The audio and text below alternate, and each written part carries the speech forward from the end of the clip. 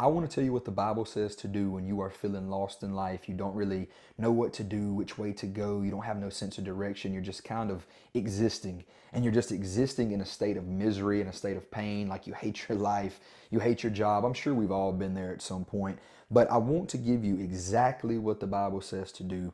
And it comes from the book of Matthew, chapter 6, and verse 33. The Bible begins to say, "But seek ye first the kingdom of God and his righteousness, and all of these things shall be added unto you." What does that exactly mean?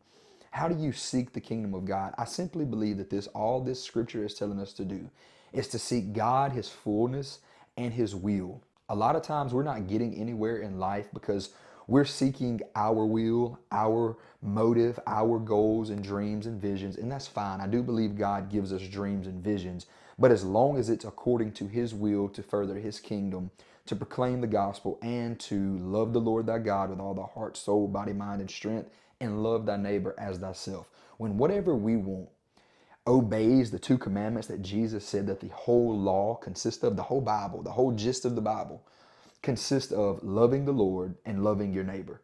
And when what we desire is doing and fulfilling those two commands, it's okay to pursue our goals and our dreams that God may give us or lay on our heart. But if it does not glorify God and it does not serve our neighbor, then we have to analyze, okay, what is this really about? What is my goal really made up of? Is it just selfish ambition, selfish motive, selfish desire, all about me and what I want and not about God's will for my life? Because the book of James tells us the reason that we pray sometimes and we don't see the answer to our prayer is because we're asking amiss.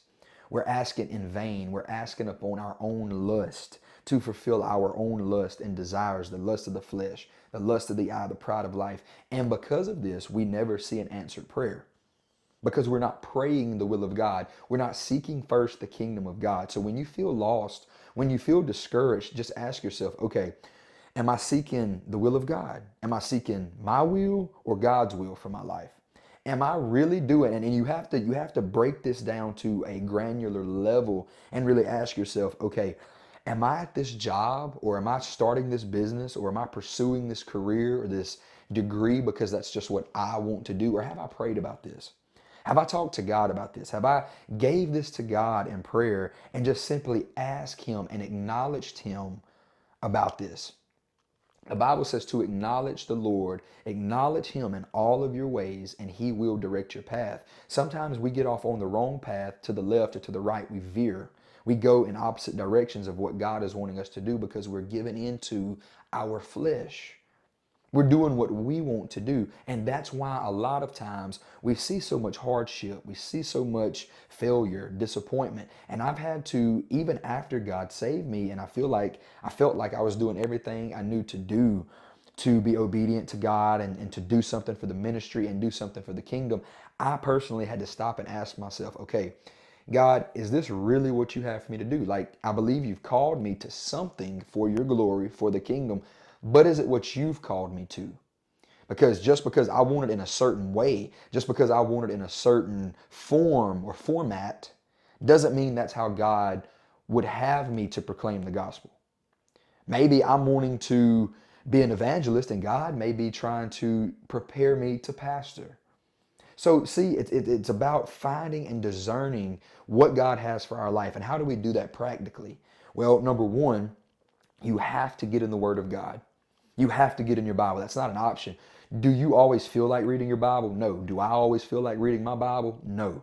But you have to get in the Word of God. There's no other choice. Because in order to know the will of God, you have to know the Word of God, which is God.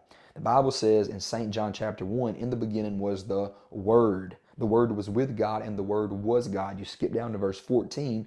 In that very same chapter, the Bible says the Word was made flesh and dwelt among us. So the Word of God, and then Paul even told Timothy, the Apostle Paul told Timothy that every scripture was given by the inspiration of the Holy Ghost. Everything, from Genesis to Revelation.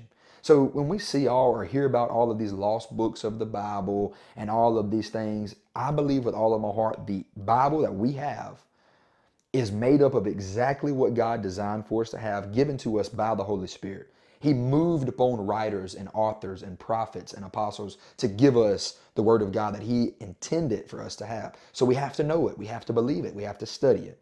And number two, you have to have a prayer life. It has to be intimate. It has to be a relationship with God. It's not just a list of do's and don'ts and chores, but it is intimacy with the Lord Jesus. And when you have those two things, you will begin to understand the will of God for your life.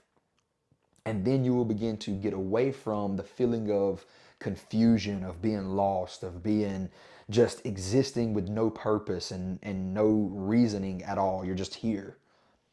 Because when you start walking in your purpose that God has for you, everything begins to shift. Everything begins to change. You have a different confidence. You have a different personality, a different feeling and a tone because you have the Holy Spirit and you're being obedient to God, which is ultimately what we're created for.